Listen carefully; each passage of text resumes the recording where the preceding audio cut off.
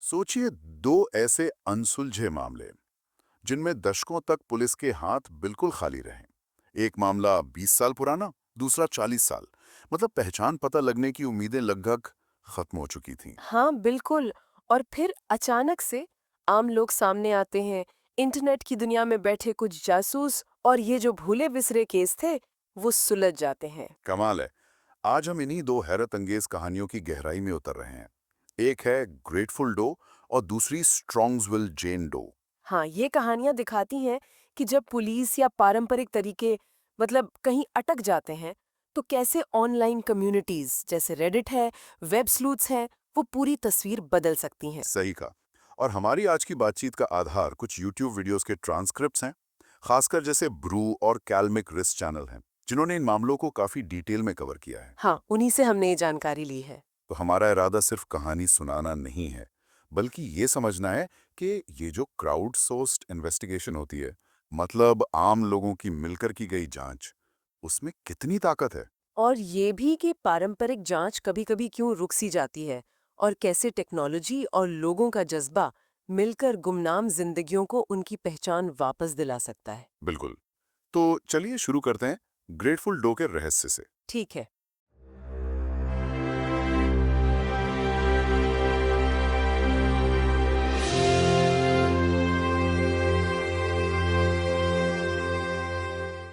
तो बात है 26 जून 1995 की। जगह वर्जीनिया, यूएस रूट 58 वेस्ट। सुबह का समय था और सड़क किनारे एक वैन पेड़ों से बुरी तरह टकराई हुई मिली। उसमें से धुआं भी उठ रहा था। काफी भयानक सीन रहा होगा। अंदर दो युवा लड़के थे, दोनों की मौत हो चुकी थी। और उनके चेहरे पहचानना भी मुश्किल था, क्योंकि वो विंडशील्ड से बाहर की तरफ थे। हाँ, बहुत मुश्किल। स्टेट ट्रूपर टेड जोन्स जब वहां पहुंचे तो ड्राइवर की पहचान तो खैर जल्दी हो गई। माइकल हैगर, 21 साल का एक स्टूडेंट था। लेकिन जो दूसरा लड़का था पैसेंजर सीट पर, उसके पास पहचान का कोई सुराग नहीं था। कुछ भी नहीं। बस जेब से मिले 4 क्वार्टर, एक पीला वाला बिक लाइटर और सबसे खास चीज, ग्रेटफुल डेड कॉन्सर्ट के 2 टिकट स्टब्स। अच्छा, ग्रेटफुल डेड। हाँ, और ये कॉन्सर्ट बस 1-2 दिन पहले ही 24 और 25 जून को वॉशिंगटन डीसी के आरएफके स्टेडियम में हुए थे। और एक नोट भी मिला था ना। हाँ, एक नोट था जिस पर लिखा था, जेसन सॉरी हमें जाना पड़ा, मिलते हैं मुझे कॉल करना। और नीचे 2 नाम थे, कैरोलिन टी और कैरोलिन ओ। साथ में एक स्केच जैसा भी था कुछ। हाँ, शायद सिंगर जेरी गार्सिया का स्केच था और एक फोन नंबर, लेकिन उस पे एरिया कोड नहीं लिखा था। कोई वॉलेट नहीं, ड्राइविंग लाइसेंस नहीं, कुछ भी ऐसा नहीं जिससे पता चले ये कौन है। यहीं से ये पूरी पहली शुरू हुई। बिल्कुल। शुरुआती जांच हुई, ऑटोप्सी में पता चला कि दोनों में से किसी ने ड्रग्स वगैरह नहीं लिए थे। तो एक्सीडेंट कैसे हुआ? ट्रूपर जोन्स का अंदाजा था कि शायद ड्राइवर माइकल हैगर उसको गाड़ी चलाते हुए नींद आ गई होगी। अच्छा, और उस दूसरे लड़के के? वो लिए गए, एफबीआई के डेटाबेस में भेजे गए, लेकिन कोई मैच नहीं मिला। तो मतलब बाहर का हो सकता है। हाँ, ये शक और बढ़ गया है कि वो शायद वर्जीनिया का नहीं था। उम्र का क्या अंदाजा लगाया? करीब 15 से 21 साल के बीच। आंखें भूरी थीं, बाल लंबे, घुंघराले, भूरे या गहरे सुनहरे थे, लेकिन अजीब तरह से लाल रंग से रंगे हुए थे। रंगे हुए थे? लाल नहीं थे। नहीं। नहीं, रंगे हुए थे। दांत ठीक थे, मतलब अच्छी देखभाल वाले, कोई खास डेंटल वर्क नहीं था, अक्कल दाढ़ भी थी। ये छोटी-छोटी बातें ना बाद में बहुत काम आई। और कपड़े वगैरह? पहनावे पर भी गौर किया गया। एक tie dye grateful dead T shirt थी, गले में मोतियों और मैक्रेम का नेकलेस, हल्के नीले रंग की लेविस जीन्स और काले रंग के फिला रनिंग शूज, साइज 11.5। ओके। बाएं कान में छेद था पर बाली नहीं थी। पीठ पर कुछ निशान थे, दाहिने हाथ पर एक हल्का सा टैटू और बाएं हाथ पर एक घर पर बनाया हुआ स्टार का टैटू। ये सब नोट किया गया इसी उम्मीद में कि कोई शायद पहचान ले। तो जांच का फोकस फिर उन ग्रेटफुल डेड टिकट्स पर गया होगा। हाँ, बिल्कुल। कि ये टिकट किसके थे, कहाँ से आए। पता चला कि टिकट पेंसिल्वेनिया के एक स्कैल्पर ने बेचे थे, मतलब जो ब्लैक में टिकट बेचते हैं। हम्म। लेकिन जब उससे पूछा तो उसे याद ही नहीं था कि उसने किसे बेचे थे। हजारों लोग होते हैं कॉन्सर्ट में, याद रखना मुश्किल है। और वो नोट वाला फोन नंबर? हाँ, उसकी भी कोशिश की गई। लोकल एरिया कोड लगाकर डायल किया पर कुछ पता नहीं चला। एक और रास्ता बंद। या एक कंफ्यूजन भी था शायद कि लड़के को पिकअप कहाँ किया गया था। हाँ, ये एक पेंच था। माइकल हैगर के पिता के एक पड़ोसी ने कहा कि उसने एक्सीडेंट से पहले माइकल को विलियम्सबर्ग में एक लड़के के साथ देखा था, अच्छा। लेकिन जो ट्रूपर जोन्स थे, उनका मानना था कि माइकल उस वक्त अकेला था। तो अगर पड़ोसी सही था, तो लड़का शायद वॉशिंगटन डीसी के पास कहीं मिला होगा। पर अगर जोन्स सही थे, तो शायद वो और साउथ में ग्लूसेस्टर और एम्पोरिया के बीच कहीं वैन में बैठा होगा। ये छोटी सी बात भी केस को उलझा रही थी। और सच कहें तो शुरुआती जांच में कुछ दिक्कतें भी रहीं। हाँ बिल्कुल, जैसे चेहरे पर चोटें बहुत थीं, तो उसकी फोटो तुरंत जारी नहीं की गई। फोरेंसिक स्केच बनने में ही 7 महीने लग गए। 7 महीने? ये तो काफी देर है। बहुत देर। और खबर भी ज्यादातर वर्जीनिया में ही फैली, जबकि शक था कि लड़का बाहर का हो सकता है। बालों के रंग को लेकर भी कंफ्यूजन हुआ। रिपोर्ट में कहा गया बाल लाल थे, जबकि वो सिर्फ रंगे हुए थे। ये छोटी छोटी गलतियां या देरी केस को ठंडा करने में मदद कर गई। हाँ, हालांकि ट्रूपर जोन्स ने कोशिश बहुत की, देश भर की पुलिस को जानकारी भेजी, सीक्रेट सर्विस के डेटाबेस में फिंगरप्रिंट्स चेक करवाए, पर कुछ हाथ नहीं लगा। और वो अज्ञात लड़का ग्रेटफुल डो के नाम से जाना जाने लगा। फिर आया इंटरनेट का जमाना। हाँ, करीब 1999 के आसपास वेब स्लूथ्स और द डो नेटवर्क जैसी वेबसाइट्स शुरू हुईं। ये ऑनलाइन फोरम थे जहां आम लोग अनसुलझे मामलों पर, खासकर अज्ञात लोगों के मामलों पर बात करते थे। और 2004-5 तक ग्रेटफुल डॉग का प्रोफाइल इन वेबसाइट्स पर आ गया था। यहीं से आम लोगों की जासूसी शुरू हुई। ट्राइंग टू आईडी जैसे यूजर नेम वाले लोगों ने इस केस को जिंदा रखा। तरह तरह की थ्योरीज चल रही थी। हाँ, कि घर से भागा हुआ था या उसका सामान चोरी हो गया। लोगों में थोड़ी निराशा भी थी पुलिस को लेकर, खासकर वो जो नोट पर फोन नंबर मिला था, उसकी फोटो इतनी धुंधली थी, कि पढ़ा नहीं जा रहा था। हाँ, कि शायद उसे साफ करते तो कुछ पता चलता। एक कोशिश वॉर्फ रैट्स ग्रुप से संपर्क करने की भी हुई। ये कौन थे?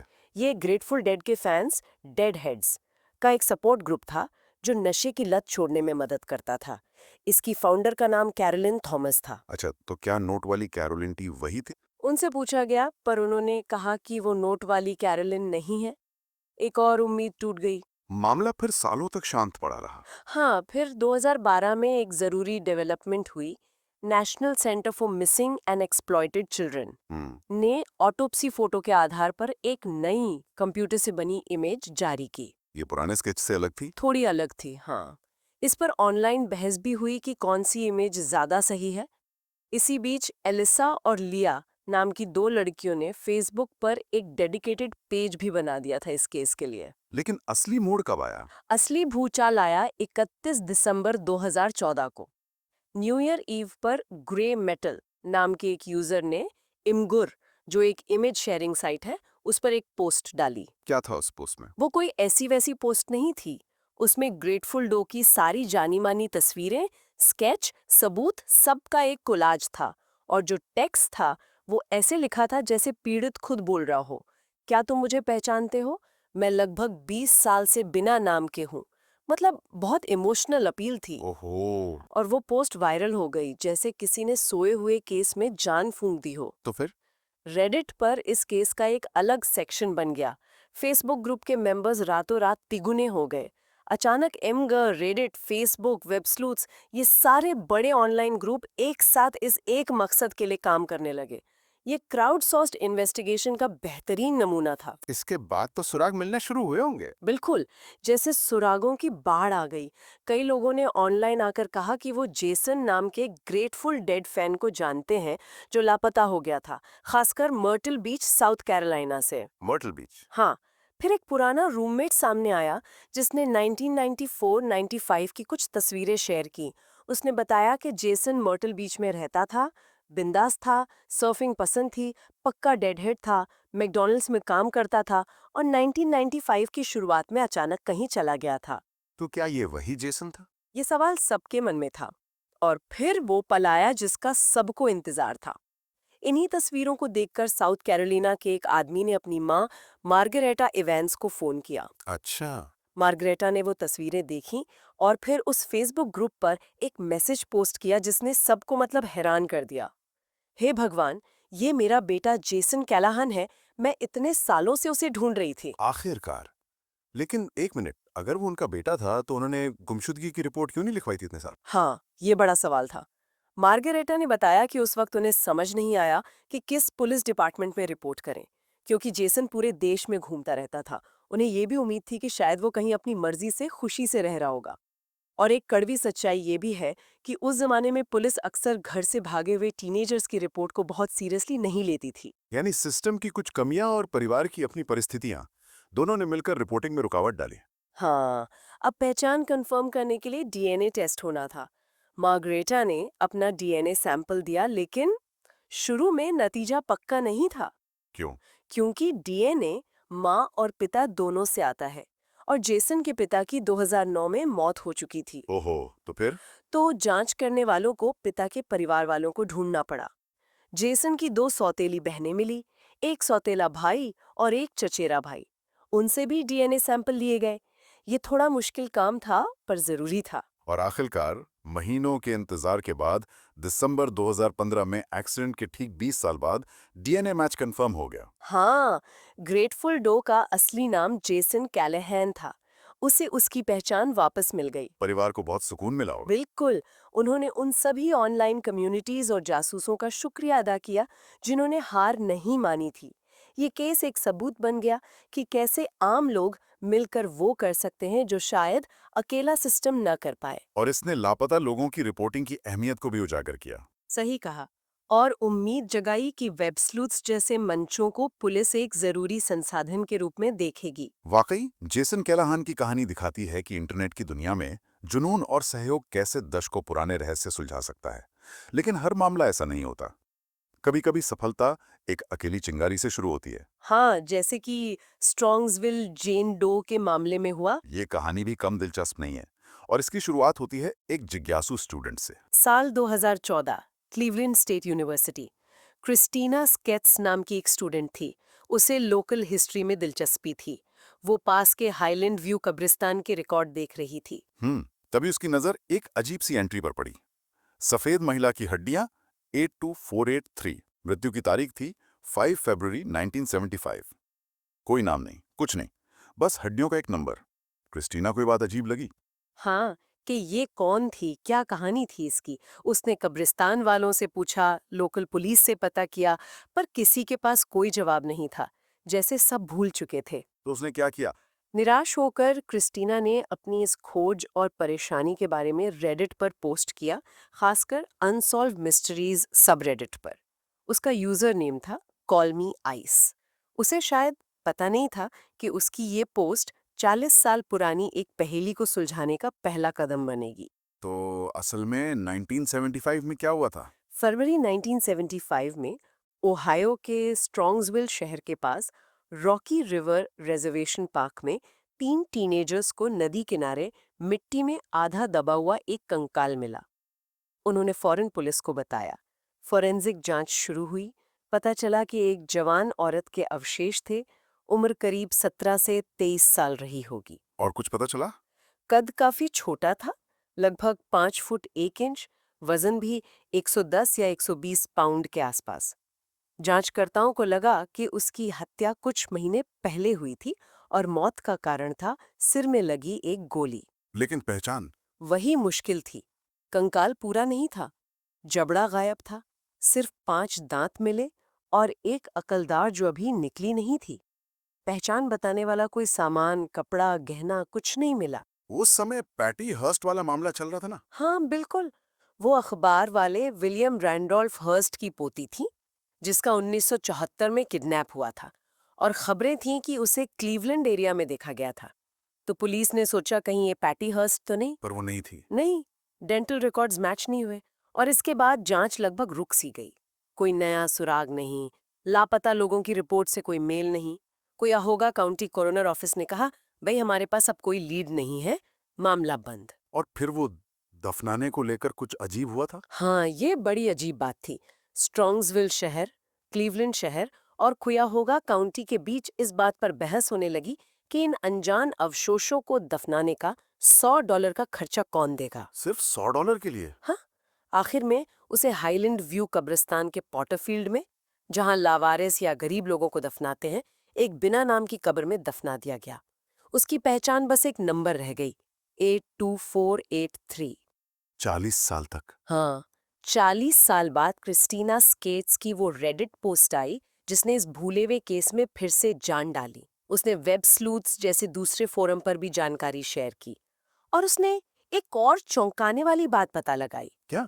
कि कुयाहोगा काउंटी के अज्ञात अवशेषों की जो ऑफिशियल लिस्ट थी उसमें इस जेन डो का नाम ही नहीं था। कमाल है। क्यों? यही कहानी में आते हैं कार्ल कोपलमन। कोपलमन कैलिफोर्निया में रहते थे, रिटायर्ड सीपीए थे, पर उनका पैशन था फोरेंसिक आर्ट और सिटीजन स्लूथिंग, मतलब नागरिक जासूसी। वो अज्ञात पीड़ितों की चेहरे बनाते थे और केस सुलझाने में मदद करते थे। अच्छा। उन्होंने वेब स्लूथ्स पर क्रिस्टीना की पोस्ट देखी और इस केस में दिलचस्पी ली। उन्होंने किसी दूसरे केस के लिए कुयाहोगा काउंटी मेडिकल एग्जामिनर ऑफिस से कांटेक्ट किया। बातों बातों में स्ट्रॉन्ग्सविल जेंडो का जिक्र आया और तब एक अविश्वसनीय बात पता चली। क्या बात? ये जेन डो नेम्यूएस, जो अमेरिका का नेशनल मिसिंग और अनआइडेंटिफाइड लोगों का डेटाबेस है, उसमें इसलिए दर्ज नहीं थी क्योंकि किसी क्लर्क ने फाइल में अनआइडेंटिफाइड की स्पेलिंग गलत, अनआइडेंटिड लिख दी थी। क्या कह रही हैं? सिर्फ एक स्पेलिंग की गलती की वजह से?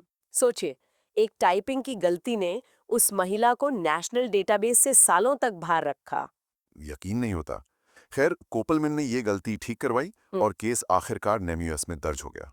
अब अगला कदम था, क्या इस महिला का चेहरा बनाया जा सकता है? क्रिस्टीना को लगा था कि ये नामुमकिन है क्योंकि खोपड़ी की हालत बहुत खराब थी, मिट्टी लगी थी, टूटी फूटी थी, जबड़ा गायब था, दांत भी बहुत कम थे। लेकिन कोपलमैन तो एक्सपर्ट थे। हाँ, वो चेहरे बनाने में माहिर थे। उन्होंने पहले भी मुश्किल केस सॉल्व किए थे, तो चुनौतियों के बावजूद उन्होंने कोशिश करने का फैसला किया। 3D मॉडलिंग सॉफ्टवेयर यूज किया, खोपड़ी को बारीकी से देखा, टिश्यू डेप्थ मार्कर लगाए, गायब जबड़े और होंठ कैसे रहे होंगे इसका अंदाजा लगाया और बालों को एक न्यूट्रल भूरा रंग दिया। और नतीजा? नतीजा था एक हैरान करने वाला, बिल्कुल असली जैसा चेहरा। कोपलमैन ने ये चेहरा ऑनलाइन शेयर किया और यही किस्मत ने एक और करवट ली। कैसे? इस चेहरे के आने के कुछ समय बाद कोपलमैन को नेम्यूज में एक नई एंट्री दिखी। एक महिला जो एक्रोन ओहायो से 1974 में लापता हुई थी। उसका नाम था लिंडा पगानो। लिंडा पगानो। हाँ, उसकी उम्र, लापता होने की जगह एक्रोन स्ट्रॉन्ग्सविल के पास ही है और टाइमलाइन 1974 में लापता, 1975 में अवशेष मिले। सब कुछ स्ट्रॉन्ग्सविल जेंडो से बिल्कुल मेल खा रहा था। ये तो बड़ा ब्रेक थ्रू था। बहुत बड़ा। कोपलमैन ने फौरन अधिकारियों को बताया। तब पता चला कि अधिकारी भी इस लीड पर काम कर रहे थे, शायद नेम यूएस एंट्री अपडेट होने के बाद। एक और जरूरी बात पता चली, लिंडा पगानो के दांतों पर काफी काम हुआ था। अच्छा। और जेन डो के कुछ दांत मिले थे? हाँ, तो ये तुलना के लिए अच्छा संकेत था। शुरुआती डेंटल रिकॉर्ड्स की तुलना उम्मीद जगाने वाली थी, लेकिन जबड़ा न होने और दांत कम होने से वो पक्का सबूत नहीं बन पाई। अब बस एक ही रास्ता था, डीएनए। लेकिन डीएनए के लिए तो अवशेष चाहिए थे जो 40 साल से कब्र में थे। बिल्कुल। अक्टूबर 2017 में हाईलैंड व्यू कब्रिस्तान के पॉटरफील्ड में खुदाई का मुश्किल काम शुरू हुआ। यूनिवर्सिटी ऑफ एक्रोन ने ग्राउंड पेनिट्रेटिंग रडार से सही जगह ढूंढने में मदद की। कई कब्रें देखनी पड़ी और आखिरकार सही अवशेष मिल गए। फिर डीएनए टेस्ट हुआ होगा। हाँ, सैंपल लिए गए और उन्हें यूनिवर्सिटी ऑफ नॉर्थ टेक्सास भेजा गया, जो माइटोकॉन्ड्रियल डीएनए टेस्टिंग में एक्सपर्ट हैं। इसकी तुलना लिंडा के जो भाई बहन जीवित थे उनके डीएनए से की जा सकती थी। और फिर? महीनों के साइंटिफिक एनालिसिस के बाद जून 2018 में वो खबर आई, जिसका क्रिस्टीना, कोपलमैन और लिंडा के परिवार को बेसब्री से इंतजार था। डीएनए मैच हो गया। हो गया मैच। हाँ। कब्र नंबर 82483 में दफन वो अनजान महिला असल में लिंडा पेगानो की। 44 साल के लंबे इंतजार के बाद उसे उसका नाम वापस मिल गया था। 44 साल। तो लिंडा थी कौन और उसके साथ हुआ क्या था? लिंडा का जन्म 1957 में हुआ था। जब वो लापता हुई सिर्फ 17 साल की थी।